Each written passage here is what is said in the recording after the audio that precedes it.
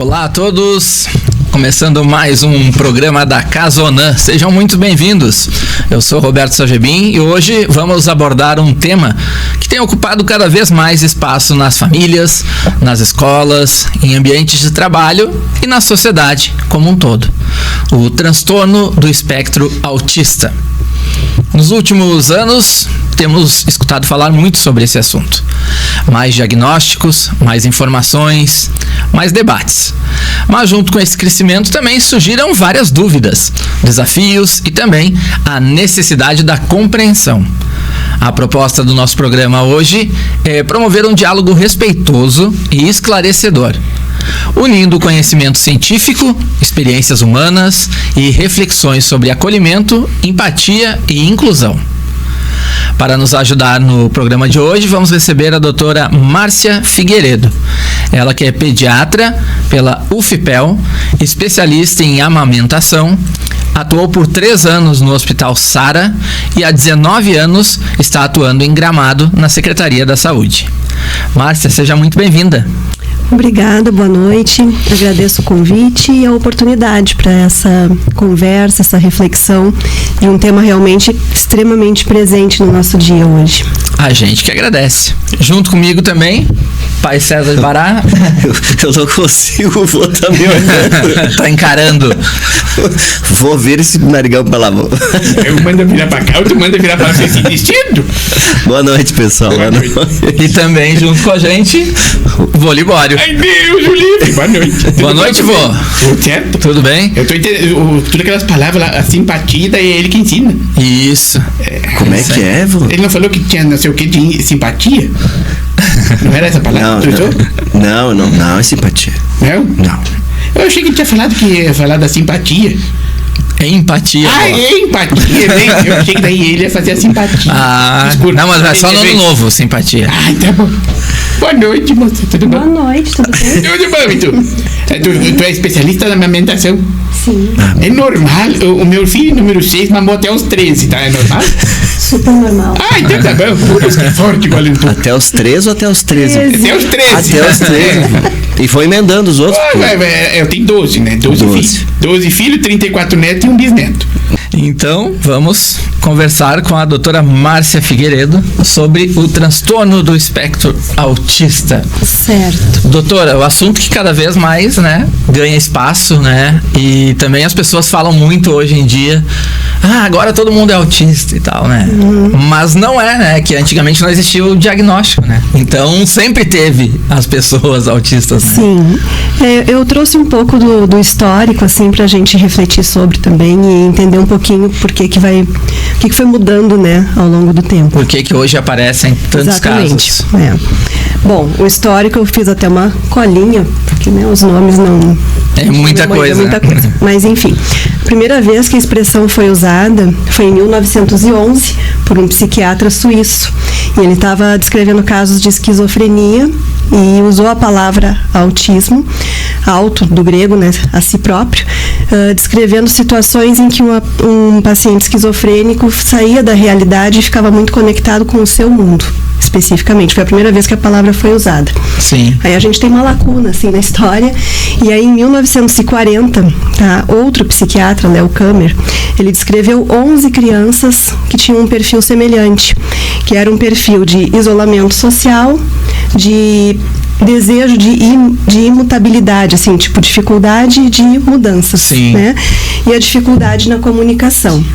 Então, ele também usou essa palavra, usou essa expressão, descrevendo essas 11 crianças com esses comportamentos semelhantes, tá? Em 1940.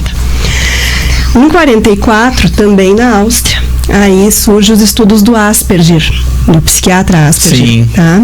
Que aí é o primeiro nome que a gente ouve realmente falar depois, né? Mais conhecido na história. Isso. Tá? E ele descreveu também crianças com comportamento semelhante, porém com uma diferença. Eles eram inteligentes e não tinham a dificuldade de comunicação. Mas ele percebia a dificuldade comportamental, a tendência ao isolamento, a dificuldade com as mudanças, né? Então, e comportamentos repetitivos. Então, o Asperger fez essa outra descrição e aí surgiu, então, o que nós chamamos por um tempo de síndrome de Asperger, até recentemente. Sim. Né, ela era citada. E aí foi começando a se definir um pouco melhor isso do espectro autista, tá?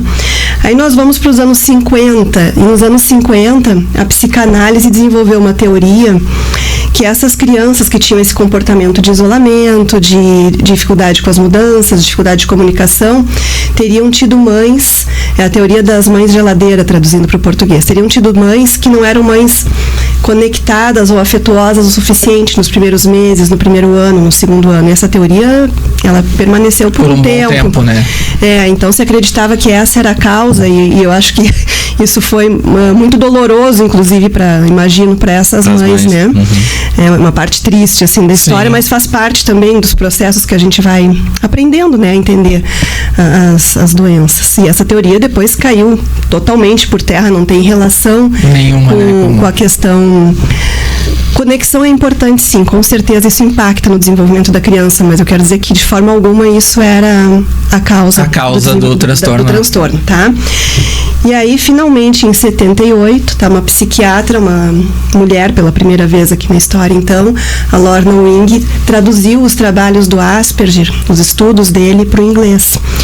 E aí, oficialmente, o termo entrou, então, nos anos 80, né? Foi reconhecido como um transtorno, como uma doença, com CID, com código mesmo, né? Para definição.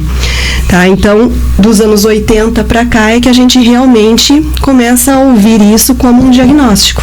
Tá? Então, desde 1911 até esse período teve essa trajetória. Tá? Em 2007...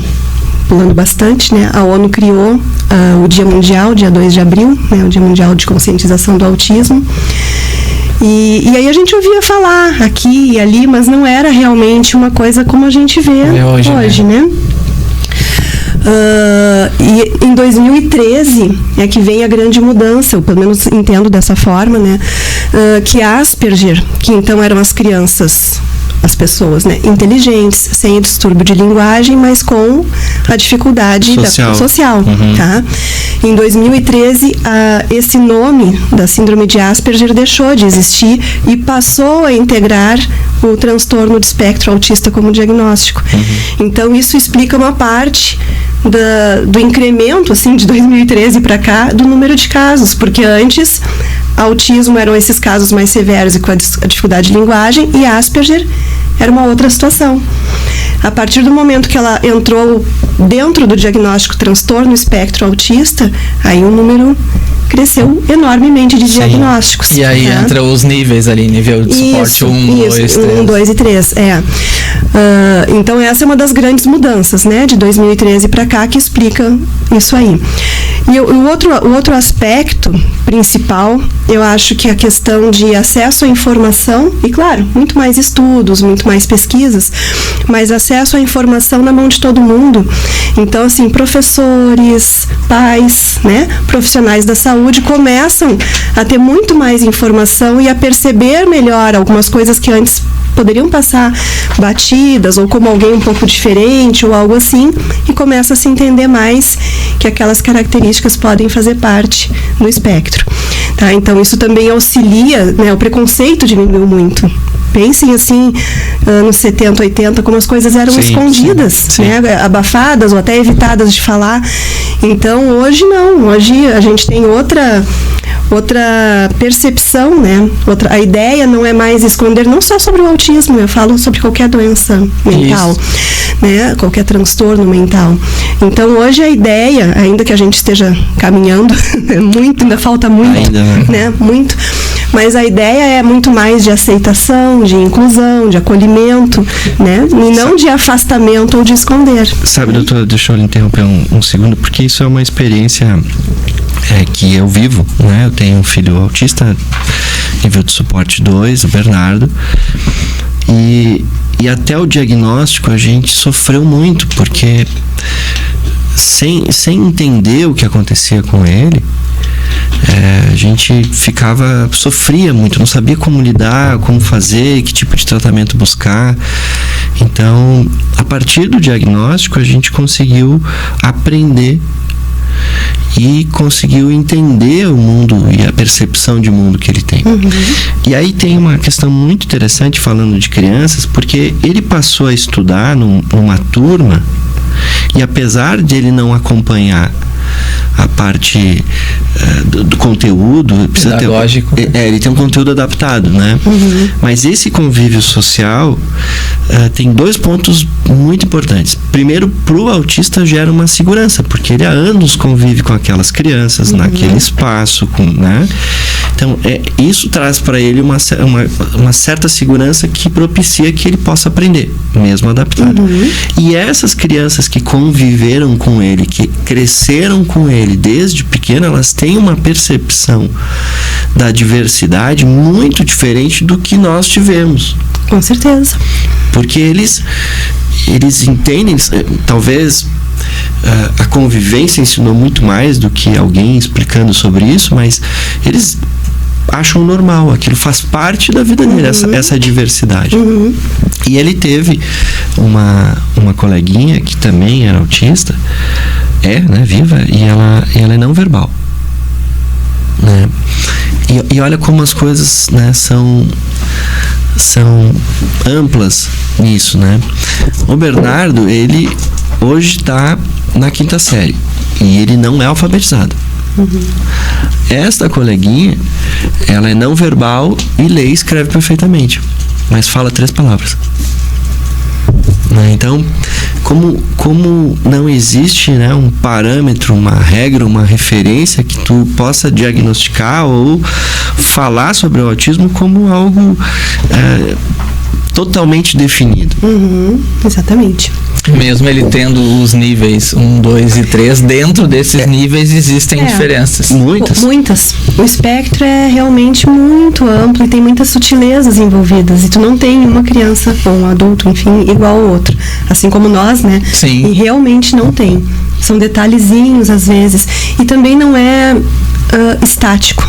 Eu acho que é dinâmico. É dinâmico, né? E a gente sabe que é uma situação que a gente não tem uma cura, é uma condição permanente, pelo menos até o momento, né? Mas não dá pra gente engessar demais, porque é possível, principalmente em nível 1 e nível 2, né, bastante mudança, bastante adaptações e modificações de comportamentos ao longo da vida, né? Até o conhecimento, né, que hoje é difundido de uma maneira mais ampla, ajuda, por exemplo, a pessoas que não têm um filho, né, ou um parente na família, mas, por exemplo, quando eu visito lá a casa, né, saber lidar com o teu filho, com né? o Bernardo. Ele vem e conversa comigo e conta as histórias, a gente interage ali de uma maneira que, como a gente falou, quando nós éramos mais novos, a gente não sabia direito como interagir, né? Não. Tipo, será que eu posso conversar, né? Aquela coisa, não vou agitar a criança, né? Sim. Então, hoje a gente tem esse assunto sendo debatido e aí tem como fazer a vida da pessoa que tem a síndrome também, né? O espectro viver melhor, né? Porque as pessoas sabem chegar nela como tem que chegar, né?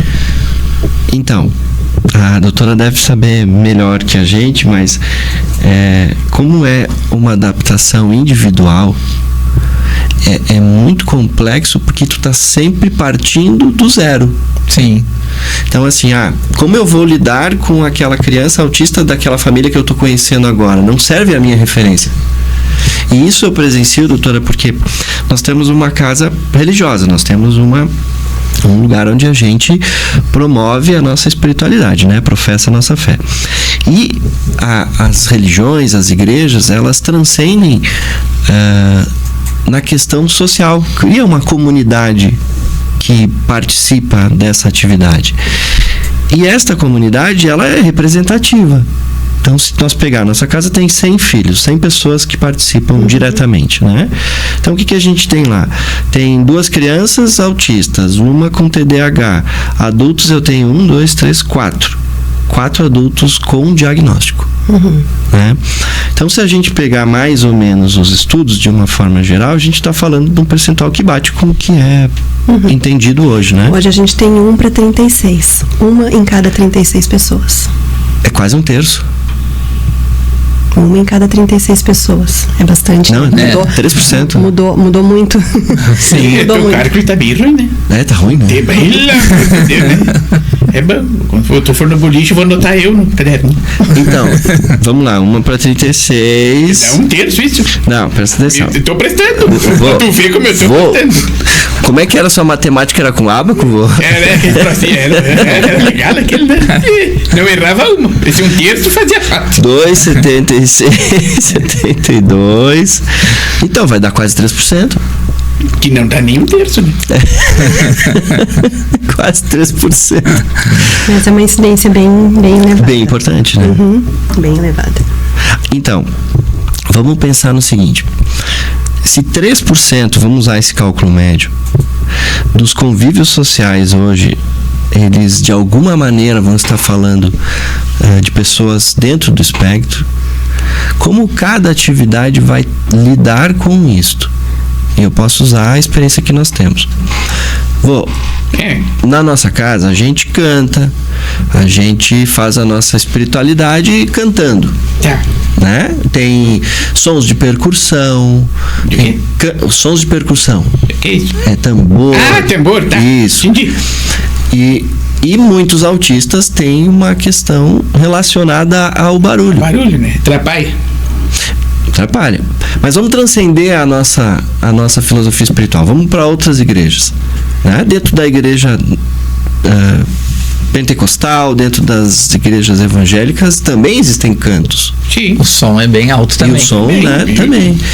Dentro da igreja católica, ou, né, tu vai ver que a maior parte delas sempre tem uma questão envolvendo o barulho. E estas pessoas que hoje, crianças e daqui a pouco adultos, elas acabam não conseguindo professar a sua fé, não conseguindo ter uma ligação religiosa mais íntima por falta de adaptação. Isso é uma verdade. Então, pensa comigo. Beijo. Quem tem problema com som lá em casa usa tampão de ouvido. Tem uma participante da casa que ela tem problema com o toque. Ela se sente, ela não toca nas pessoas, Ah, entendi. né? Então ela não abraça. E aí tem autistas lá que tem um grande problema de sociabilizar, de conversar, de fazer parte do grupo. E este convívio Cada um tem a sua tem uma particularidade. particularidade. O Bernardo adora música, fascinado por música, e é um autista que fala pelos cotovelos. Eu ia falar isso, né? Ele gosta de bater um papo. Que gostam bastante do abraço e do toque. Acontece. É. Eu devo ter algum grau, porque falou lá da socialização, mas é seletivo. Eu não suporto socializar com parente. Os amigos é bom, mas os parentes, nunca tô em casa. Era com grau. O Bernardo, então, por exemplo, na minha experiência, ele é literal. Se tu falar pra ele assim, Bernardo, me caiu os buteados do bolso, ele vai procurar onde que caiu, né? Nossa, trabalhei até quase morrer. Ele vai olhar pra ti e, como assim quase morrer, sabe? Ele entende desta forma, né? Tem uma grande dificuldade em entender o que é hoje, amanhã, depois de amanhã, né? Ele consegue distinguir o que é noite e dia, mas tu falar com ele assim, amanhã de tarde, ele não entende. Se tu disser amanhã, ele sabe que é um dia. Mas ontem, hoje, então, ele tem uma série de características. Você tentou contar as manhãs e as tardes? Já tentamos todos. Então a gente vê que ele, para alguns aspectos, tem uma diferença, e todos têm, né? Todos eles. E eu tenho uma pessoa que deve ter, né, na casa dos 60, e que diagnosticou há pouco tempo. E sofreu muito durante a vida toda, porque isso era condenável, né? Como é que tu é estranho, sofria bullying. Até por não entender o que acontece, Com né? ele Consigo mesmo, né? E na parte da política pública, doutora, que a senhora tem um trabalho junto a isso, existe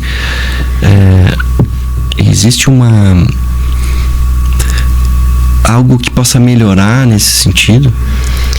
Bom, A gente tem dado alguns passos, né?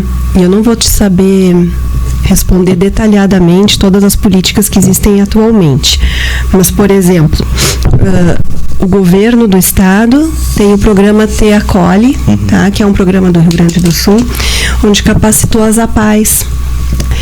Então, por exemplo, a APAE Gramado é referência, uma das APAES que foi capacitadas para acolher autistas com equipe multidisciplinar, que é extremamente importante isso, né?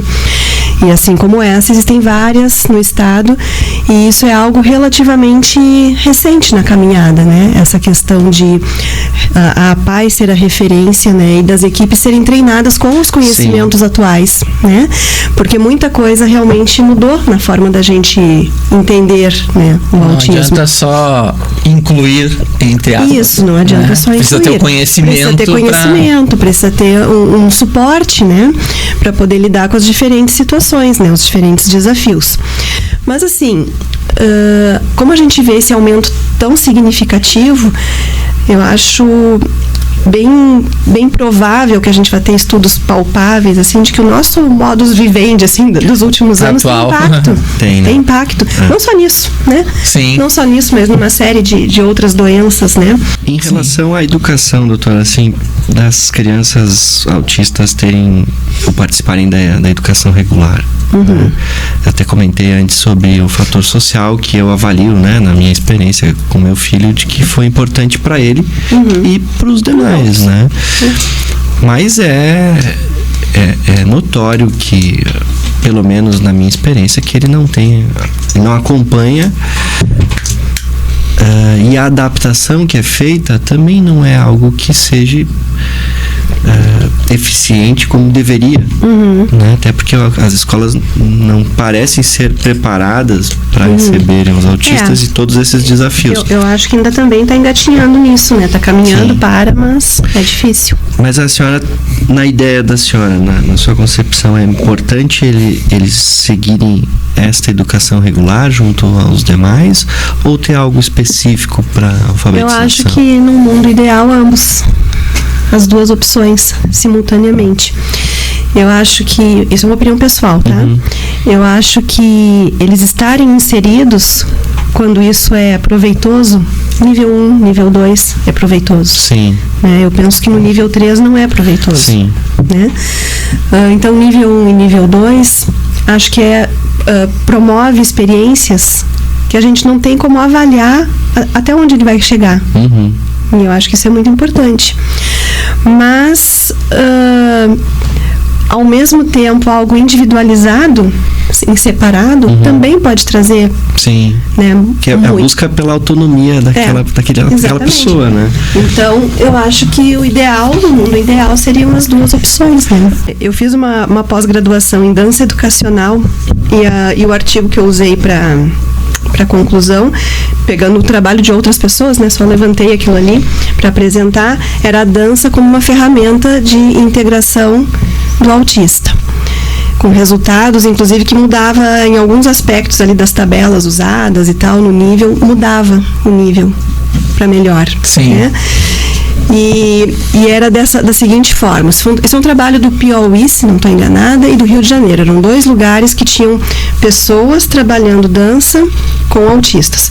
Não eram eles em uma turma convencional de aulas de dança, tá? Eram eles, níveis até diferentes, mas todos autistas numa mesma turma.